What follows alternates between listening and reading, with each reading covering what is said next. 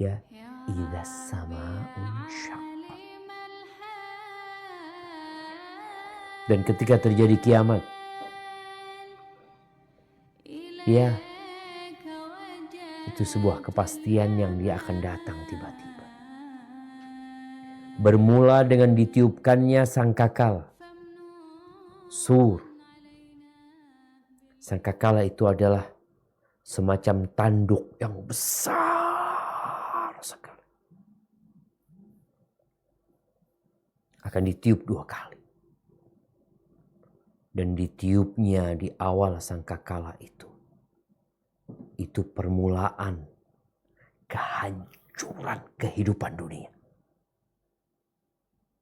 Dan ditiupkannya sangkakala yang kedua adalah permulaan dari bangkitnya manusia kepada kehidupan akhirat. Allah Azza wa Jalla berfirman di surat Al-Haqqah ayat 14. Apa kata Allah Azza wa Jalla? Di surat Al-Haqqah ayat 14. Nah.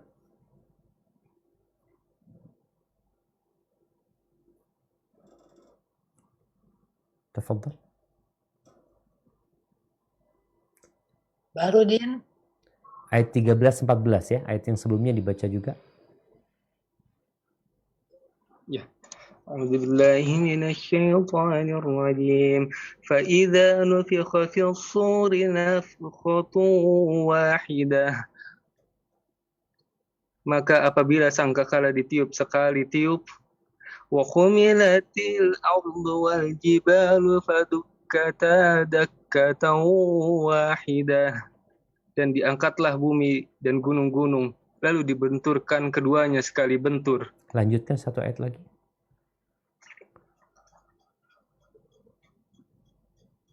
Nah. Fayauma'idin waqa'atil waqi'ah. Maka pada hari itu terjadilah hari kiamat. Nah. Akan terjadi kiamat. Bermula dengan ditiupkannya sangkakala. Ahibati fillah. Semua akan hancur. Kita melihat gedung-gedung tinggi yang dibuat oleh manusia. Entah nanti bagaimana kondisi manusia. Mereka sudah lebih canggih lagi. Mereka mungkin memiliki pemukiman, katanya kepingin bikin perumahan di Mars sana. Bintang-bintang akan berjatuhan.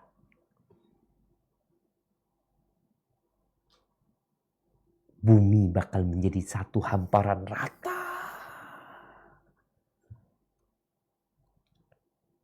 Ya, yang tinggal di Jakarta, jangan di Jakarta, yang tinggal di Jember mungkin melihat ya. Ada banyak gedung-gedung tinggi. Ada rumah-rumah yang di pinggiran gunung yang kelihatan dari jauh kalau di malam hari. Semuanya akan rata. Gunung pun akan hancur. Akan dicabut gunung tersebut. Dibenturkan dengan bumi. Tiada tempat berlari. Mau kemana manusia lari? Karena kehidupan sudah berakhir. Allah berfirman di surat Al-Qiyamah ayat 10 dan 11. Apa kata Allah tentang kondisi pada waktu itu? Nah, silakan dibaca. أعوذ بالله من الشيطان الرجيم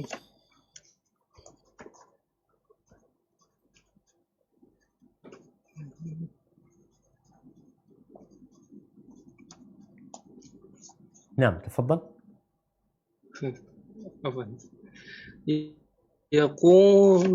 يقول الإنسان يومئذ أين المفر. Pada hari itu manusia berkata, kemana tempat lari? Lanjutkan ayat 11. Kalla wazar. Sekali-kali tidak ada tempat berlindung. Allahu Akbar. Nggak ada tempat berlari, mau berlindung kemana gitu. Kapan terjadinya? Orang pada bertanya. Yas'alunaka 'anis sa'ati ayyana mursaha. Kapan kiamat itu terjadi? Ada sebagian orang yang meramalkan kiamat terjadi tahun 2012.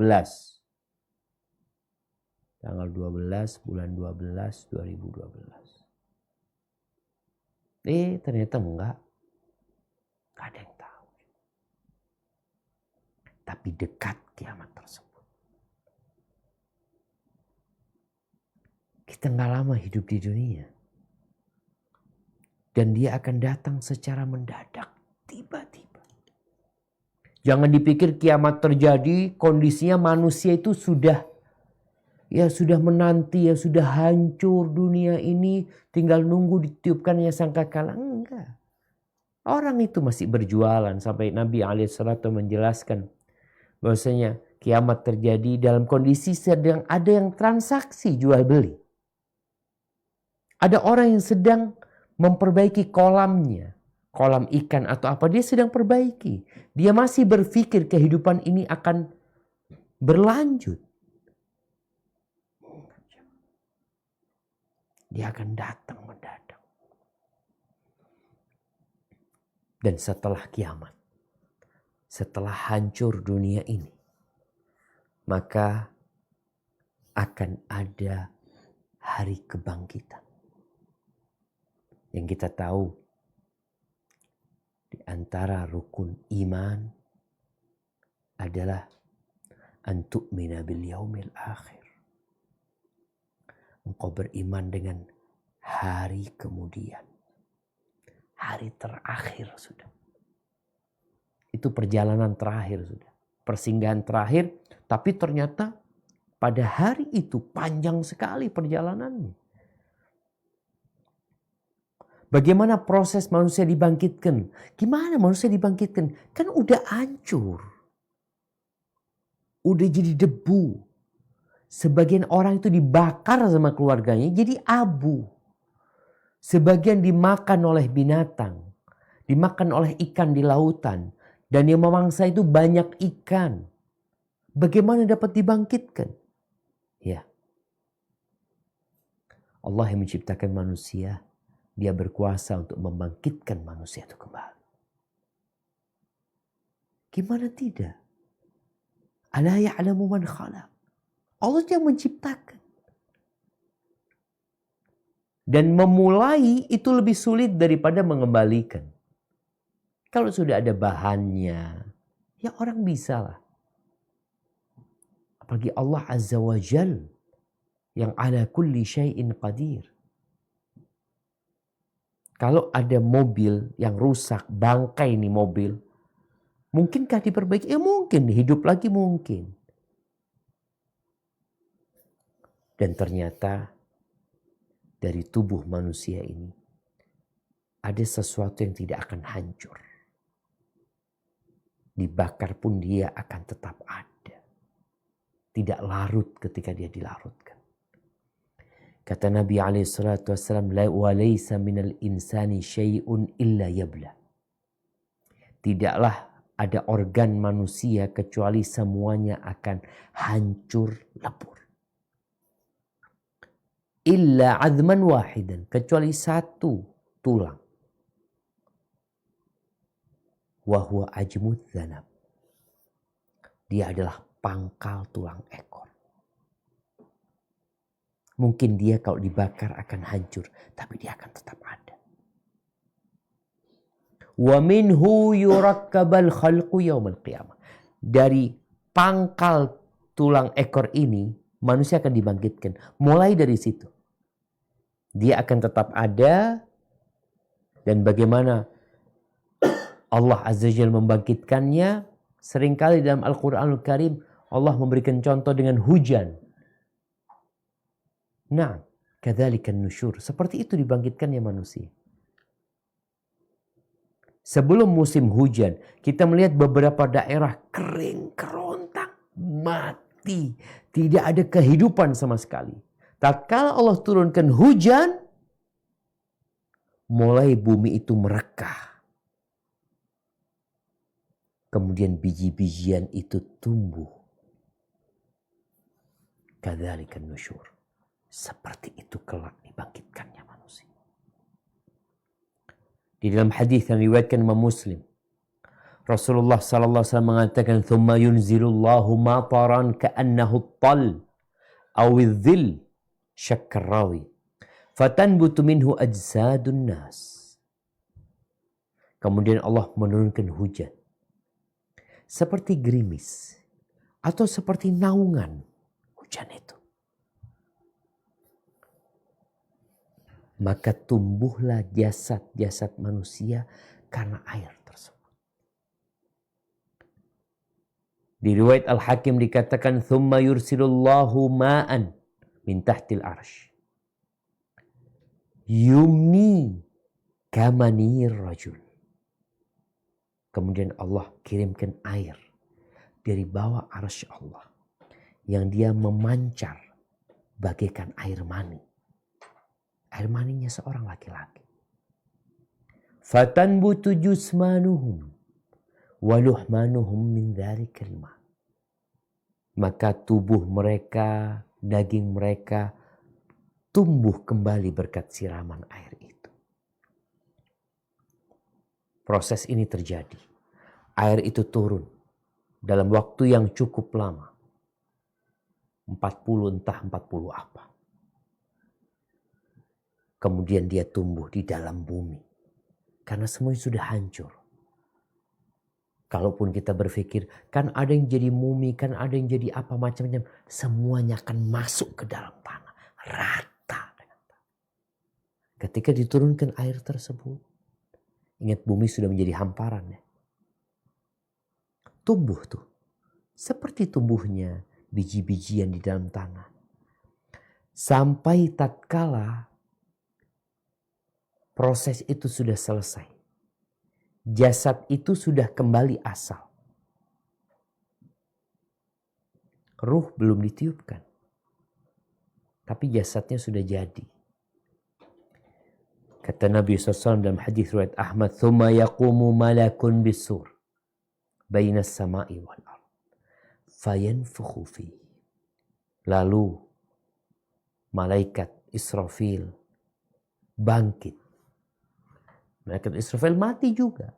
Jadi semua mati ketika ditiupkan sangkakala. Dan yang terakhir mati disebutkan adalah malaikat pencabut nyawa.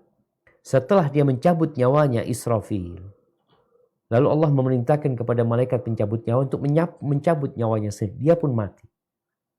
Ketika dibangkitkan, yang dibangkitkan adalah Israfil untuk meniupkan sangkakala. Sangkakala itu besar sekali.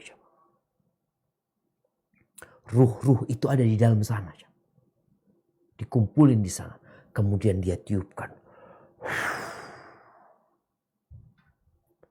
Ruh itu berterbangan. Menuju ke jasadnya. Masing-masing. Entah berapa miliar jumlah manusia pada waktu itu. Allah Azza wa Jalla mengatakan, "Tsumma nufikha fihi ukhra fa idahum qiyamun yanzurun." Di surat Zumar ayat 68 Allah mengatakan, kemudian sangkakala itu ditiup sekali lagi. Maka tiba-tiba mereka berdiri. Bangkit dari kuburnya. Mereka menunggu keputusan. Karena ini perjalanan panjang sekali. Yang pertama dibangkitkan adalah Nabi kita Muhammad alaihi salatu wassalam. Beliau pernah mengatakan dalam hadis yang diriwayatkan Abu Dawud, "Ana sayyidu waladi Adam." Aku adalah yang paling mulia dari semua anak-anaknya Adam. Wa awwalu man tanshaqqu anhul ard. Aku orang yang pertama, bumi itu akan terbelah, kemudian Nabi akan keluar. Wa awwalu syafi'in wa awwalu musyaffa'. Aku orang yang pertama memberikan syafaat dan diterima syafaatnya. Ahibati fillah. Kemudian ketika manusia dibangkitkan semua, mau kemana mereka? Mereka digiring menuju ke padang mahsyar. Mereka keluar dari kuburnya dalam kondisi bugil, telanjang, belum disunat, tanpa alas kaki, dan tidak membawa sesuatu pun. Gak bawa apa-apa. Pikirnya yang kaya di dunia nanti kaya di akhirat. Kemarin Anda baca berita tentang sebagian orang-orang yang mungkin ada masalah dengan akalnya. Dia dibelikan mobil sama anaknya, orang tua ini. Dia sakit-sakitan. 2 bulan dibelikan mobil, meninggal dunia. Dia minta dikuburkan bersama mobilnya dalam wasiat.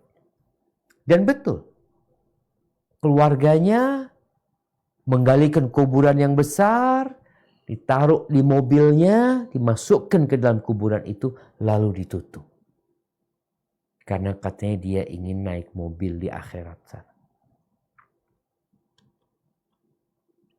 Orang akan dibangkitkan dalam kondisi telanjang. Gak bawa apa-apa. Aisyah pernah bertanya, "Ya Rasulullah, alaikas salatu wassalam ya Rasulullah. Ar-rijalu wan nisa'u jami'an yanduru ba'duhum ila ba'd." Lelaki dan wanita dibangkitkan bersamaan. Mereka akan saling melihat. Kata Nabi SAW, "Ya Aisyah, ya Aisyah, al-amru asyaddu min ayyahummahum dhalik." Kondisinya sangat genting. Yang membuat mereka gak lagi mikirin untuk ngeliat. Semua mikirkan dirinya masing-masing. Kita dapat rasakan di dunia ini.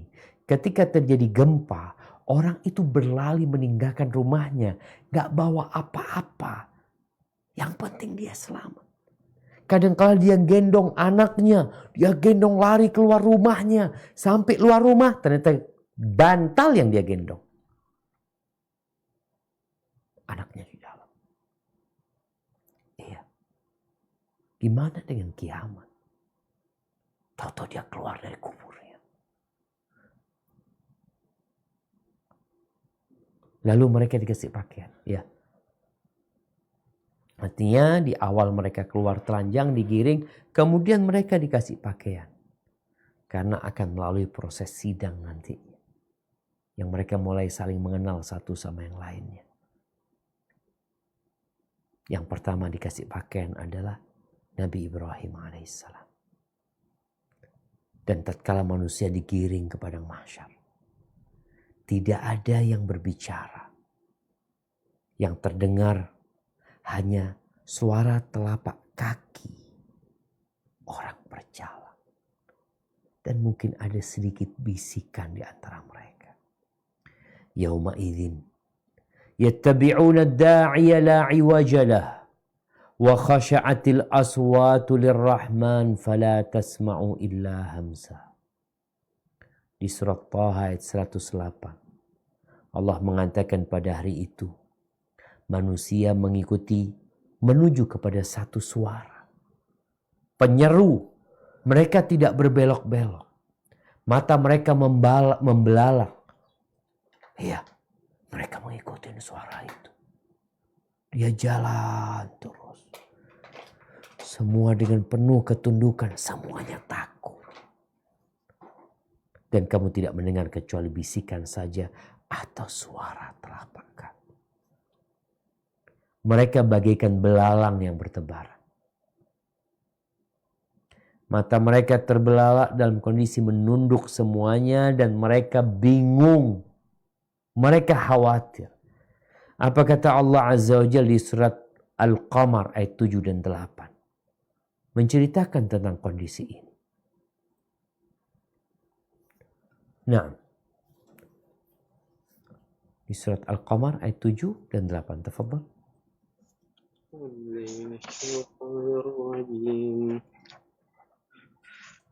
خشاعا أبصارهم يخرجون من الأجداث كأنهم جراد منتشر كأنهم جراد منتشر sambil menundukkan pandangan-pandangan mereka keluar dari kuburan seakan-akan mereka belalang yang berterbangan. Muhti'ina ila da'i yaqulul kafiruna hadha yawmun asir. Mereka datang dengan cepat kepada penyuruh itu. Orang-orang kafir berkata, ini adalah hari yang berat. Nah, mereka selama ini bersenang-senang di dunia. Mereka sibuk memuaskan nafsunya, menumpuk harta, berburu tahta. Tapi hari itu nggak ada gunanya lagi. Orang kafir mengatakan hadza yaumun asir. Adapun orang-orang yang bertakwa, maka mereka digiring ke padang mahsyar menuju persidangan. Dalam kondisi mereka naik kendaraan. Loh, ada kendaraan di padang mahsyar. Iya. Allah persiapkan buat mereka. Apa kata Allah Azza wa Jalla di surat Maryam ayat 85-86. Nah, tafadhal.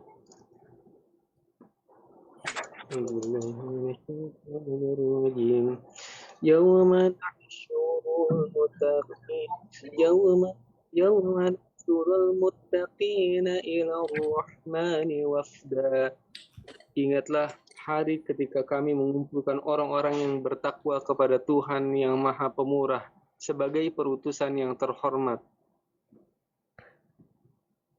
Nah, wa nasuqul mujrimina ila jahannama wirda, dan kami akan menghalau orang-orang yang durhaka ke neraka jahanam dalam keadaan dahaga. Ini perbedaan orang-orang bertakwa. Mereka seperti perutusan terhormat. Ibnu Hajar mengatakan biasanya orang-orang yang terhormat itu naik kendaraan yang bagus, ya. Supaya perutusan disambut. Berbeda dengan orang-orang pelaku dosa. Dan semua akan dikeluarkan dari kuburannya, digiring ke padang mahsyar sesuai dengan amalannya. Bukan kedudukannya, bukan jabatannya, bukan status sosial. Oh, ini public figure ya, ini seorang artis, ini amal. Ini loh presiden, ini loh gubernur. Amalannya. Orang yang mati syahid itu dibangkitkan dalam kondisi berdarah-darah. Karena dia mati di medan perang. Warnanya warna darah.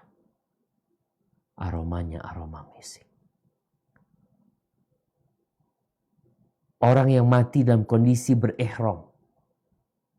Dia meninggalkan dunia ini dalam kondisi sedang berihram. Dia niat untuk umrah, niat untuk haji, belum selesai ibadah hajinya, belum selesai ibadah umrahnya, dia meninggal dunia. Maka kata Nabi SAW, berkaitan dengan seorang sahabat yang meninggal di Mina dalam kondisi berihram. Beliau mengatakan alaihi salatu wassalam, la tuhannitu wa la tughattu ra'sah. Dia jangan dikenain parfum ya. Jangan ditutup kepalanya. Kenapa?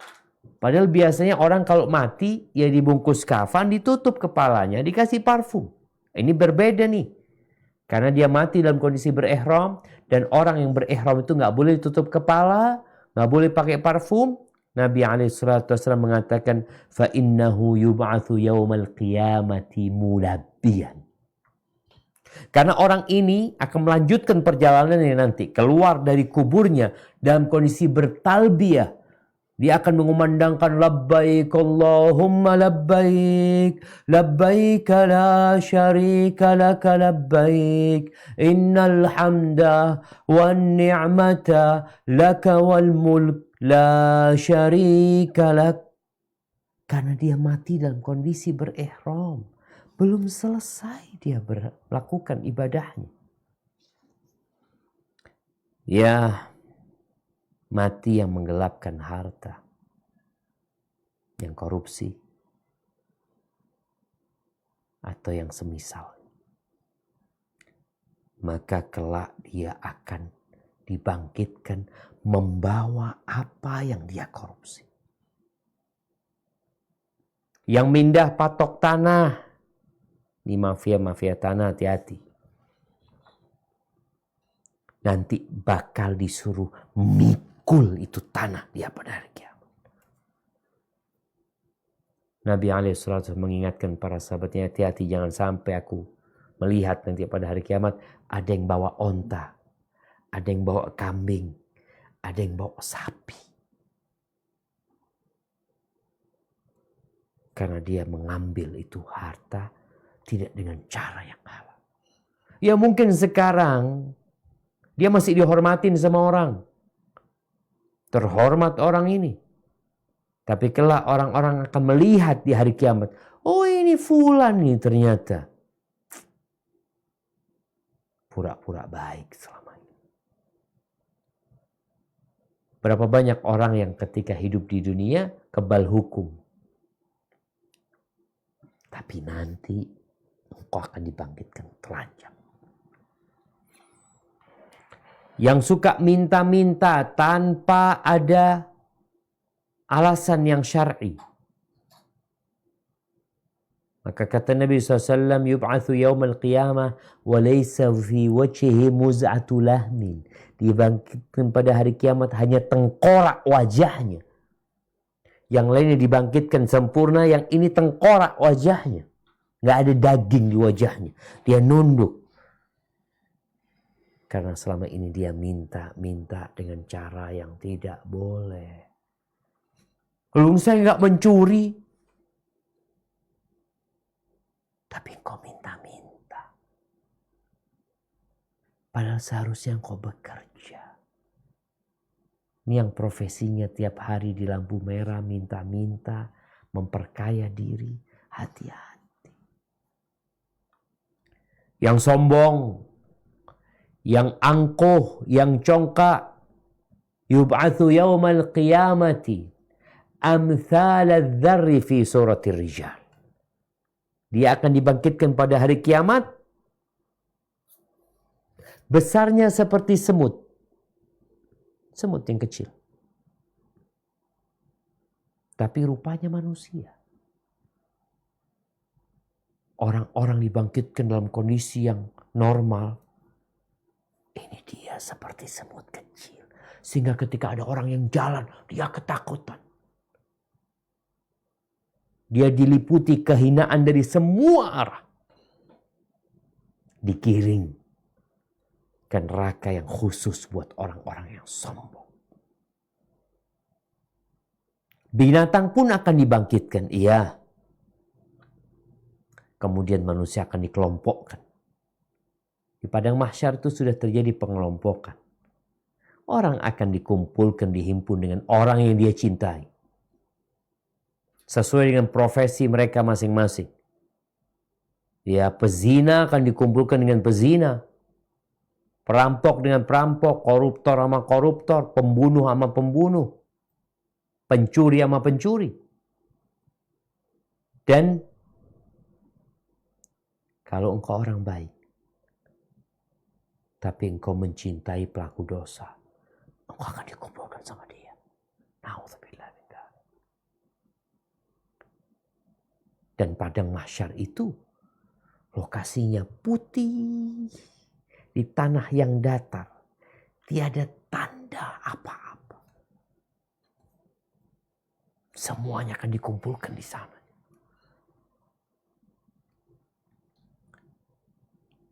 Kata Nabi SAW di dalam hadis yang diriwayatkan Imam Bukhari dan Muslim, yuhsyarun nas yaumal qiyamah ala ardi bayda afra ka qursati naqi.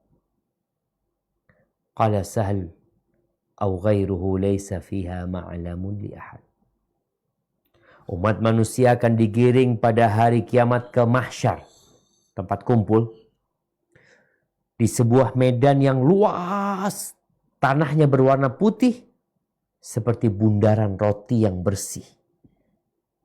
Sahal mengatakan nggak ada di sana tanda bagi seorang pun. Mengatakan, ini di mana kita ya? Kayaknya pernah ke sini, nggak ada. Nggak ada tanda. Bumi yang sudah dirubah. Lalu mereka harus menanti. Menunggu di sana. Setelah digiring, dikumpulkan di sana, mereka menunggu. Berapa lama menunggu? Ya, kita tahu yang namanya menanti adalah pekerjaan yang paling membosankan ya. Di sana mereka menanti pada hari yang satu hari sama dengan 50.000 tahun. Kita disuruh menanti dalam 1-2 hari, 3 hari, sepekan, sebulan, setahun, capek. Bagaimana kalau menanti di hari yang sama dengan 50.000 tahun? Apa kata Allah Azza wa Jal di surat Al-Ma'arij ayat 4? Nah.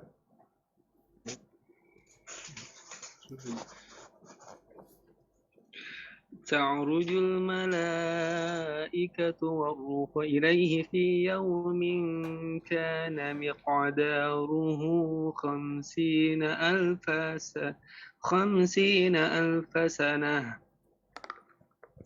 Malaikat-malaikat dan Jibril naik menghadap kepada Tuhan dalam sehari yang kadarnya 50.000 tahun. Allahu Akbar.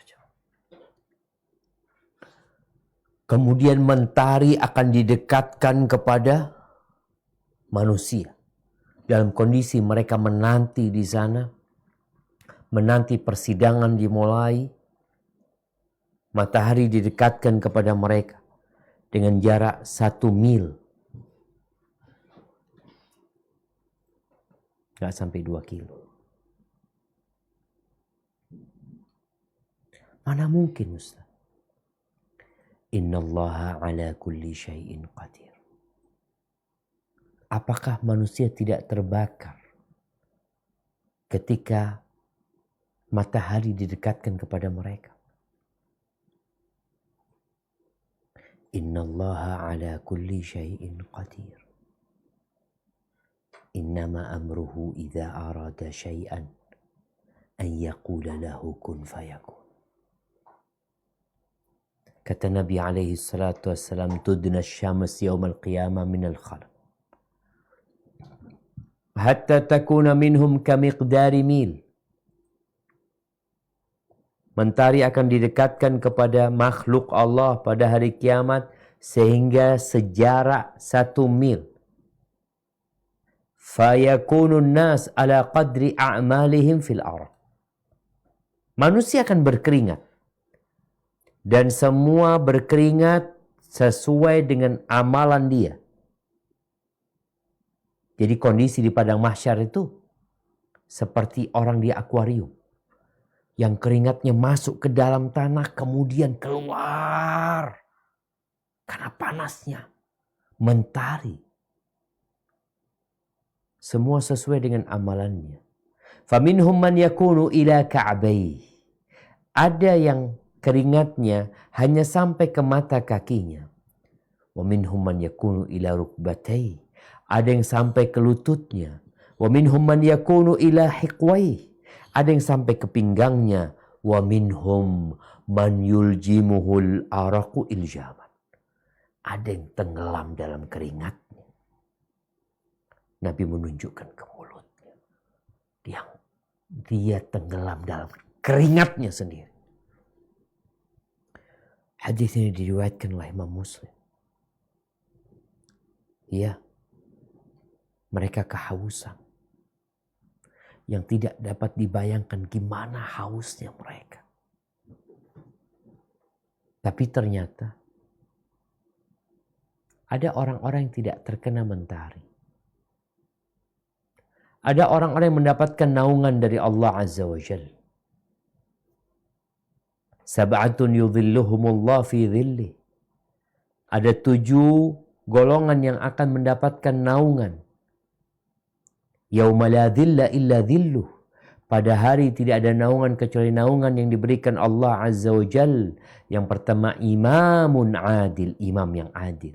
Pemimpin yang adil. Pemimpin yang tidak zalim. Pemimpin yang tidak berdusta kepada rakyatnya. Kepada anak buahnya. Wasyabun nasya'a fi ibadatillah. Anak muda yang tumbuh besar beribadah kepada Allah. Di saat kawan-kawannya tenggelam dalam nafsu dan syahwatnya. Dia beribadah kepada Allah. Warajulun qalbuhu mu'allaqun bil masajid. Seorang yang hatinya bergantung di masjid. Ya, badannya mungkin ada di pasar, ada di lapangan bola, ada di kantor, ada di pesawat, di mobil, tapi hatinya bergantung di masjid. Kemudian warajulani tahabba fillah wajtama'a alaihi wa tafarraqa alaihi.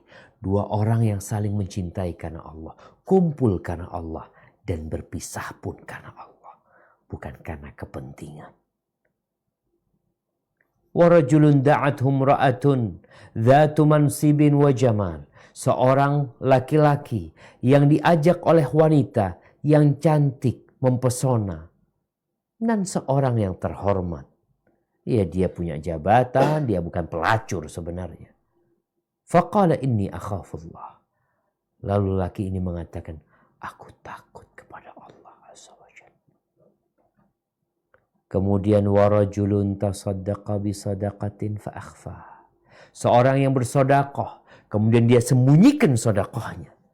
Hatta la ta'lamu shimaluhu ma tunfiqu yaminuhu. Sampai tangan kirinya tidak tahu dengan apa yang diinfakkan tangan kanannya. Dan yang ketujuh, warajulun dzakarallah khalian fafadat aina. Seorang yang mengingat Allah sendirian, kemudian dia meneteskan air mata. Hadis riwayat Imam Bukhari dan Muslim. Kemudian di hadis yang lainnya, Nabi SAW mengatakan, kullu mri'in fi dhilli sadaqatihi hatta yufsala bainan nas. Semua orang akan berada dalam naungan sedekahnya sampai persidangan itu dimulai. Ya, kita akan lanjutkan nanti.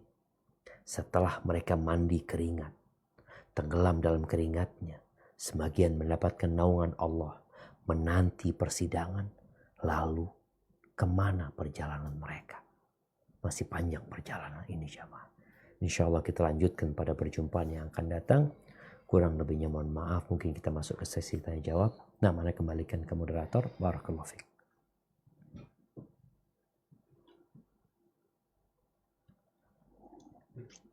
Kita lanjut ke pertanyaan Ustaz. Nah, tafadhal.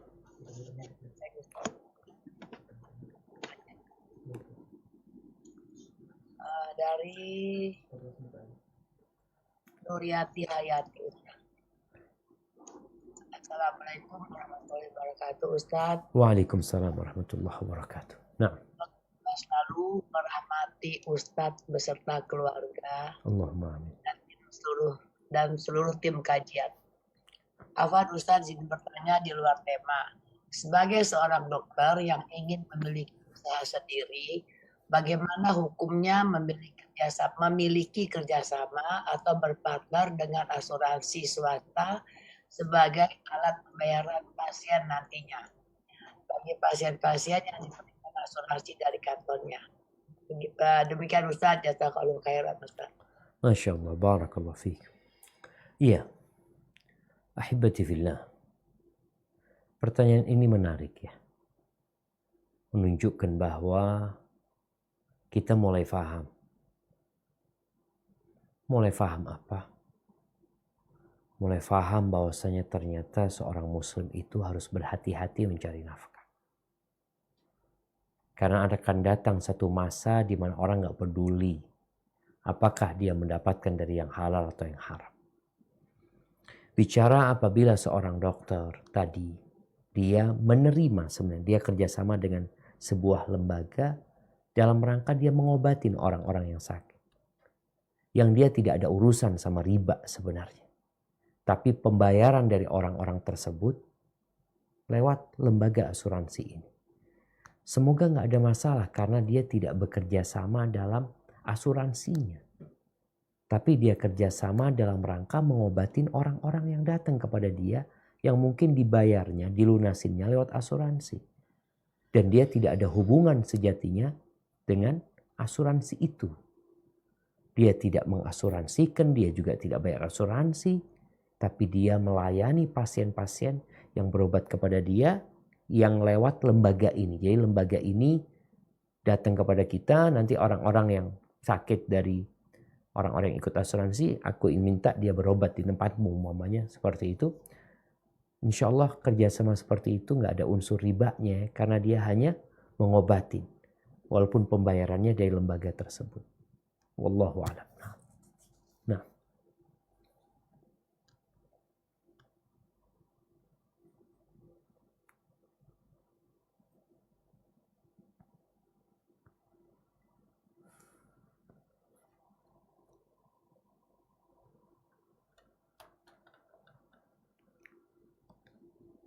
tafadhali.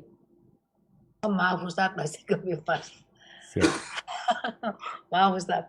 Selanjutnya saya akan meneruskan menjawab pertanyaan yang mengangkat tangan. Yovela Aulia Rahmi, silahkan. Masih ada Kak Uti? Ya ada.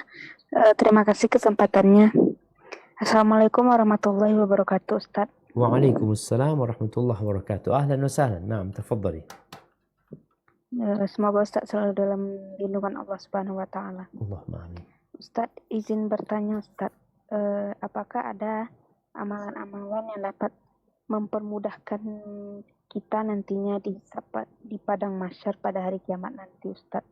Tentunya anak muda ini pasti banyak sekali hal-hal yang mungkin harus dijauhi dan supaya mendapatkan hisab terbaik pada hari kiamat nanti di padang mahsyar Ustaz. Mohon nasihatnya Ustaz. Terima kasih. Assalamualaikum warahmatullahi wabarakatuh. Waalaikumsalam warahmatullahi wabarakatuh. Ya ahibati fillah. Perjalanannya masih panjang. Kalau bicara kita akan melewatin beberapa persinggahan nanti sebelum kita sampai ke Sirat.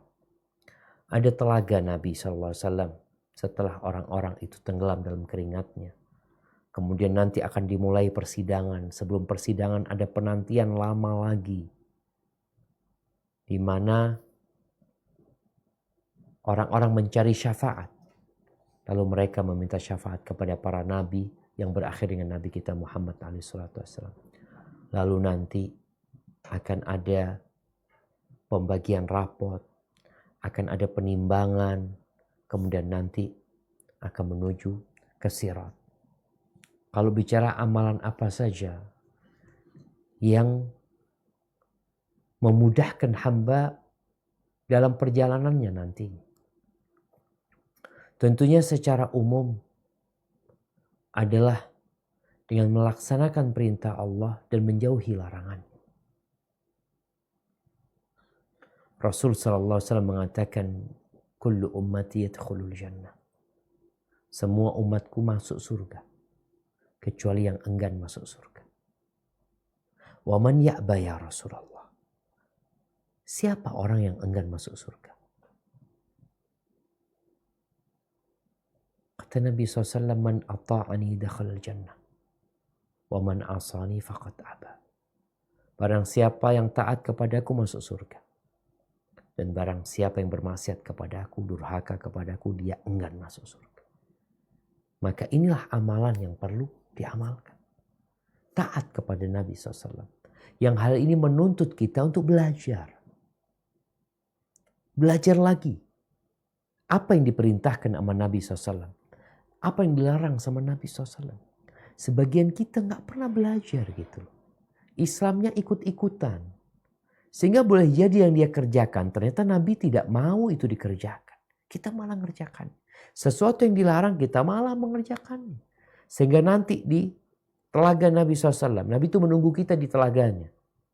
Lalu tahu-tahu ada rombongan orang-orang yang hendak datang ke telaga Nabi SAW, sama malaikat diusir. Nabi SAW mengatakan, ummati, ummati, umatku, umatku, kata dia. Kata malaikat, engkau gak tahu apa yang diperbuat oleh umatmu setelah engkau mati. Maka kita harus tetap berada di sunnah Nabi SAW. Melaksanakan perintahnya, menjauhi larangannya. Dan insya Allah semua akan dimudahkan nanti. Barakallahu fiqna. Masya Allah. Ya. Selanjutnya Ukti Firly dari ini beliau berada di London. Silakan sampaikan pertanyaannya. Ukti Firly, apakah masih menyimak? Masih, Masya Allah, Alhamdulillah masih. Ada ya. Ya, jazakallahu khairan Ahmi. Assalamualaikum warahmatullahi wabarakatuh, Ustaz. Waalaikumsalam warahmatullahi Masya wabarakatuh. Allah, semoga selalu sehat, Ustaz. Allahumma amin. Barakallahu fiqh. Nam, tafadhali. Ustaz, mohon nasihatnya. Jadi sekitar 2 tahun yang lalu, ayah Ana terserang stroke di bulan Oktober 2 tahun lalu. Qadarullah di bulan Oktober tahun ini, ibu Ana juga terserang stroke. Jadi kedua-duanya sekarang stroke, sementara kondisi ayah Ana agak tidak lagi sempurna cara berpikirnya. Kalau ibu, alhamdulillah masih bisa berpikir secara sempurna, tapi kedua-duanya secara mobilisasi sudah tidak lagi sempurna, begitu. Qadarullah keduanya tidak punya anak laki-laki, keduanya hanya punya anak perempuan, saya dan adik anak. Nah, yang jadi persoalan saat sekarang ini, karena beliau tinggal di Tegal, di kampung, gitu ya, jadi mungkin dakwah mengenai sunnah belum banyak. Nah, pada saat para sahabat datang, berkunjung, bernasehat, mereka membolehkan ibu dan bapak untuk sholat di jamak juga di qasar. Anda sudah menjelaskan, jangan ibu, sebab kalau jamak itu untuk yang mungkin boleh, tapi kalau qasar itu untuk yang safar, jadi tidak boleh. Tapi tidak bisa karena semua ustadz yang datang 4 orang mengatakan boleh, dia bilang gitu. Tapi hidup bersama siapa akhirnya orang tua? Dirawat oleh suster. Dan ada seorang adik Ana di sana yang kebetulan dia izin untuk tidak ngantor selama 1 bulan, tapi tidak bisa untuk izin lagi Ustaz, karena sudah mulai offline. Jadi dia harus kembali lagi ke Jakarta, sementara ada pembantu kalau siang, tapi kalau sore pembantu pulang, jadi hanya ditemani oleh suster. Jadi ini Ana bersyukur karena ibu sudah mau bicara. Sebelumnya pada saat anak nasihat kepada ibu jangan, pada saat masih sehat ya, pada saat bulan Oktober itu kan masanya maulid ya. Jadi anak sempat bilang, ibu jangan ikut maulid, jangan ikut Isra Mi'raj. Beliau marah sama anak sehingga tidak mau bicara sama anak. Sampai beliau terserang stroke berminggu-minggu di rumah sakit, tidak mau bicara sama anak. Jadi setelah 3 minggu baru beliau mau bicara sama anak. Tapi tadi hari ini pada saat menjelaskan lagi soal itu, tiba-tiba handphonenya dimatikan lagi oleh beliau. Anak khawatir beliau tidak mau lagi bicara sama anak begitu. Nah ini, anak merasa sedih bagaimana ya, sepertinya anak punya rasa minta pertanggungjawaban para ustadz yang datang menengok ibu dan memberikan informasi yang salah begitu. Tapi sementara ibu lebih percaya kepada mereka.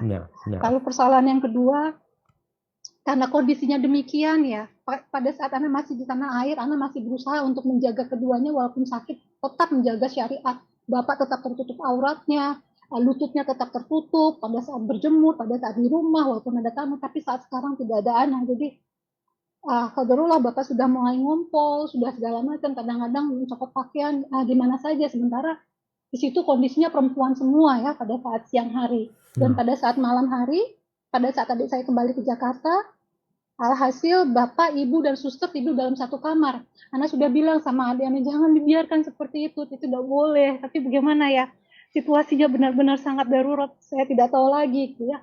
Terus kemudian ibu juga mungkin karena sakit, mungkin karena kebiasaannya semasa hidup, jadi agak rewel, tidak semudah bapak pada saat dinasehati, sehingga adik sempat bilang, bagaimana kalau di ruqyah saja gitu.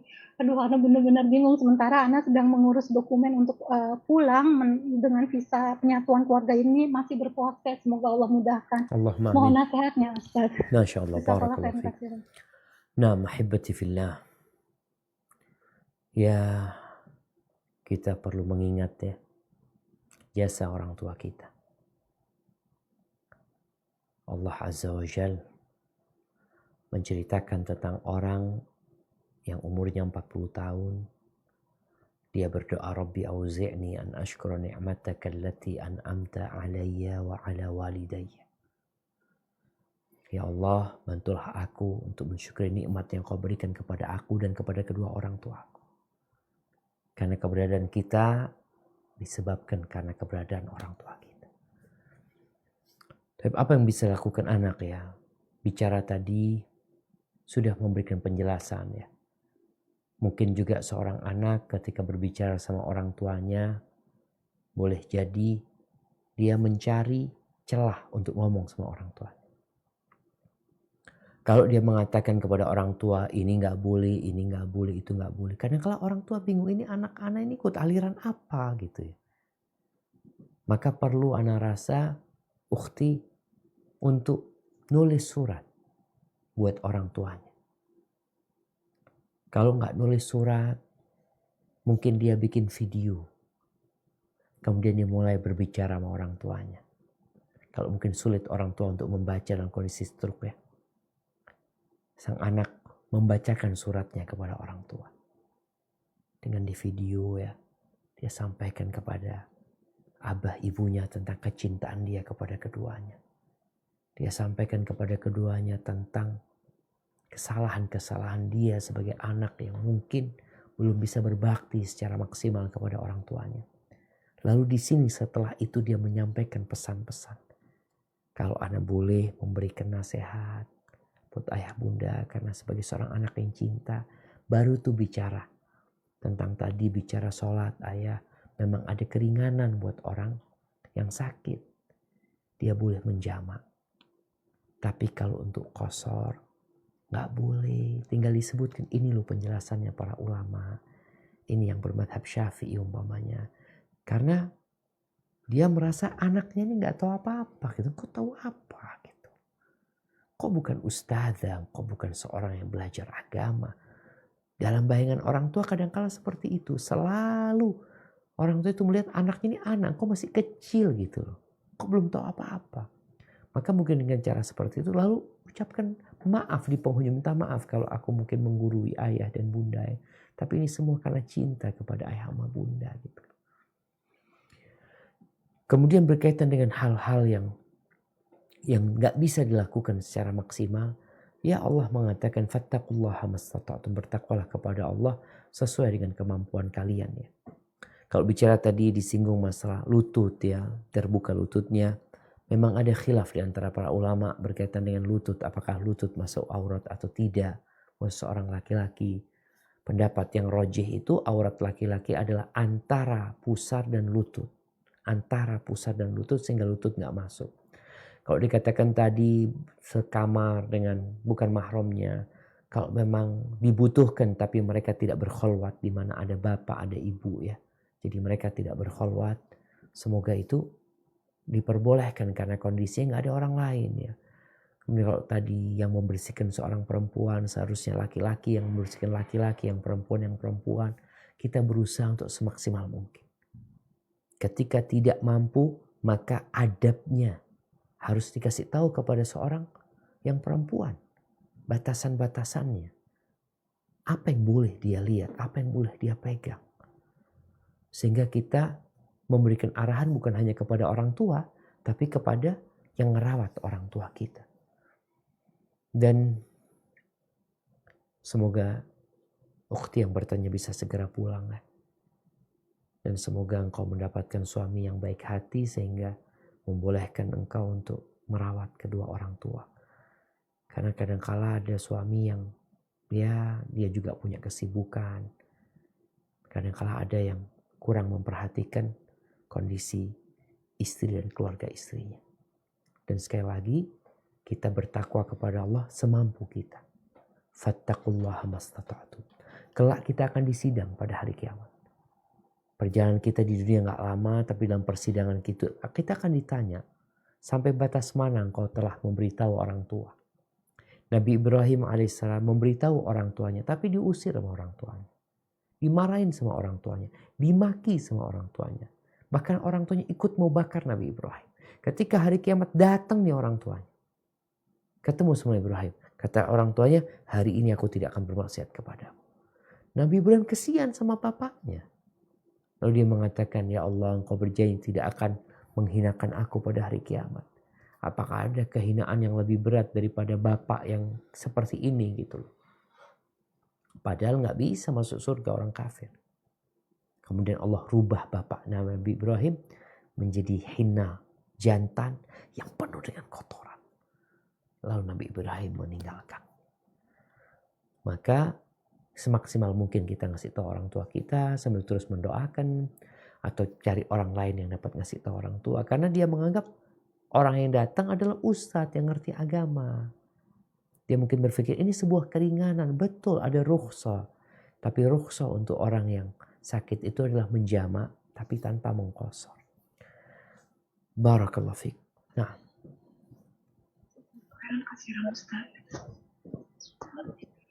Maaf Ustadz, pertanyaan banyak. Kira-kira Ustadz masih bisa berapa pertanyaan Ustadz? Kayaknya 2 pertanyaan lagi nih. Saya baca di chat room aja Ustadz. Siap. Sebentar Ustadz.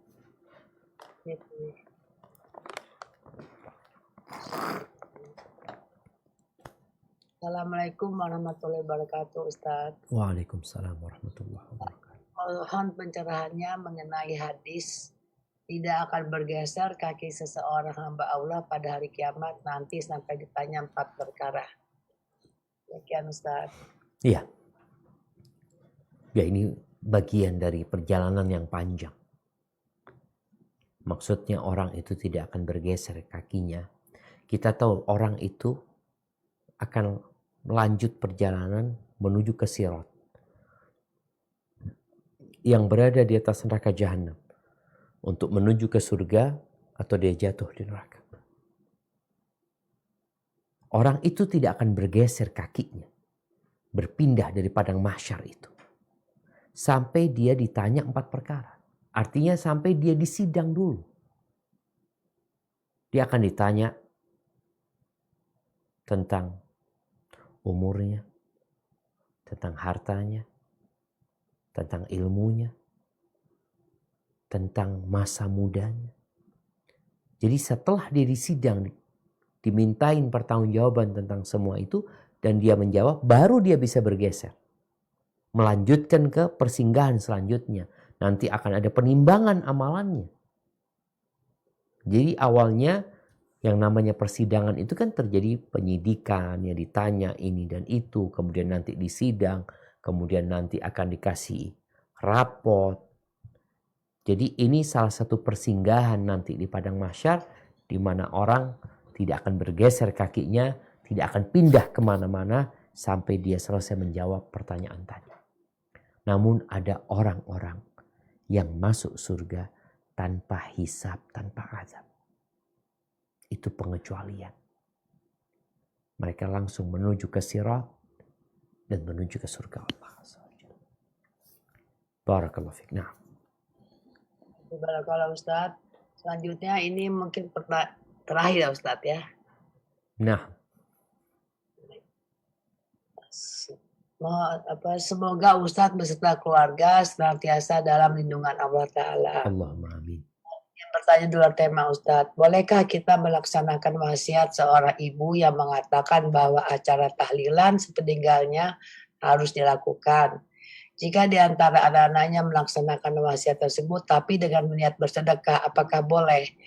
Bagaimana solusinya Ustadz agar tidak ada perselisihan di antara anak-anaknya yang tidak sepaham dengan acara tahlilan tersebut, Ustadz? Masya Allah, barakallahu fiik. Iya, ahibati fillah, bicara wasiat dari orang tua. Jadi ada wasiat yang wajib dikerjakan. Seperti wasiat orang tua yang berkaitan dengan warisan. Orang tua berpesan umpamanya, wasiatnya nanti sepertiga hartanya buat masjid, ini wajib dikerjakan. Tapi ada wasiat yang berkaitan tadi dengan sebuah amalan. Maka dilihat apabila amalan tersebut amalan yang diperintahkan oleh Allah dan Rasulnya, maka kita kerjakan wasiat tersebut. Tapi kalau ternyata wasiat itu bertentangan dengan sunnah Nabi SAW, maka apa yang harus dikerjakan? Orang tua itu takut. Ana pernah dengar seorang yang mengatakan, loh, seorang ibu ya mengatakan kepada anaknya yang sudah ngaji sunnah ini, nanti kalau ibu meninggal, kalian tidak akan mendoakan ibu. Karena dalam bayangan dia, orang kalau meninggal dunia tanpa diadakan acara tahlilan, ini nggak didoain gitu loh. Ini anak-anaknya nggak cinta sama orang tuanya. Jadi itu pandangan sebagian orang. Bahwa memang harus didoakan. Iya, kalau bicara harus didoakan gitu. Tapi kita lihat bagaimana Nabi SAW ketika Hamzah meninggal dunia. Ketika putra-putrinya meninggal dunia. Ketika sahabat-sahabat yang beliau cintai meninggal dunia. Apakah mereka mengadakan acara semacam tahlilan seperti itu? Nggak ada gitu. Sampai ada istilah kalau mati seperti kucing, kubur selesai tinggal nggak ada acara apa-apa. Seperti itu yang dilakukan Nabi SAW. Tapi doa tetap. Sedekah buat yang meninggal dunia. Maka ana rasa bagaimana keluarga ini mengatakan udah duit yang rencana buat acara tersebut. Ibu kan kepingin didoakan. Duit yang buat acara tersebut kita sedekahkan. Kita taruh di masjid, kita taruh di pesantren, kita pesan kepada mereka. Ini wasiat ibu ya, ini buat kalian, mohon doakan ibu. Sehingga dengan cara seperti itu, ibu tetap mendapatkan doa sebenarnya. Yang dia inginkan itu doa, bukan acaranya sebenarnya. Dia takut ketika dia tidak didoakan. Maka bagaimana anak ini berusaha untuk mendoakan orang tuanya, bersedekah buat orang tuanya, istighfar buat orang tuanya, melakukan amal-amal kebajikan, melunasi utang orang tuanya, kemudian kalau ada janji-janji orang tua dan mereka bisa menunaikan yang orang tua punya utang puasa, dia bayarin puasanya. Berusaha untuk berbuat baik buat orang tua. Orang tua kita sudah meninggal dunia. Bicara wasiat ini, kita akan diminta pertanggungjawaban sama Allah Azza wa Jalla. Kalau itu sebuah perintah Allah dan diwasiatkan sama orang tua, kita kerjakan. Kalau ternyata enggak, maka kita carikan solusi yang lainnya yang lebih baik. Intinya orang tua kita mendapatkan kebaikan. Barakallahu fiik, itu yang dapat Anda sampaikan. Kurang lebihnya mohon maaf kalau dikatakan tadi banyak pertanyaan ya. InsyaAllah perjalanan panjang ini akan kita lanjutkan dengan proses setelah manusia tenggelam dalam keringatnya. Kita akan berbincang tentang telaga Nabi SAW, kemudian syafaat Nabi SAW. Kemudian kita akan berbincang tentang hisab, pembagian rapot dan penimbangan. Lalu perjalanannya belum selesai. Kita akan lanjutkan lagi untuk menuju ke sirat. Lalu menuju ke surga Allah Azza wa Jalla. Dan semoga kita tidak terjatuh ketika melewati sirat yang berada di atas neraka jahanam. Ahibati fillah, malam ini malam Jumat. Malamnya bersalawat kepada Nabi SAW. Manfaatkan malam ini untuk mendekatkan diri kepada Allah. Memang tidak ada ibadah khusus di malam Jumatnya, tapi kita paling enggak membaca surat Al-Kahfi, memperbanyak salat kepada Nabi SAW, dan besok harinya jangan telat berangkat ke masjid untuk Jumatan. Ya, itu yang dapat Anda sampaikan ya. Mohon maaf atas tidak bisa dijawab semua pertanyaan. Anda kembalikan ke moderator. Jazakillah.